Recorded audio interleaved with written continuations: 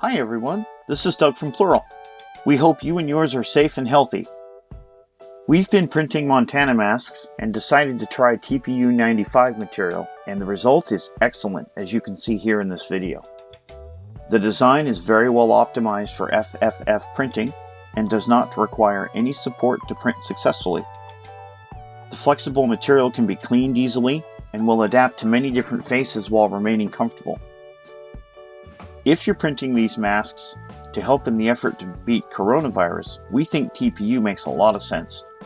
For more information and the files we are printing, please visit pluralam.com/lowercase-tpu mask. If you're using a 3DTR printer, contact support at pluralam.com for printing profiles and material information. Stay safe and healthy during these challenging times, everyone. We hope to talk to you again real soon.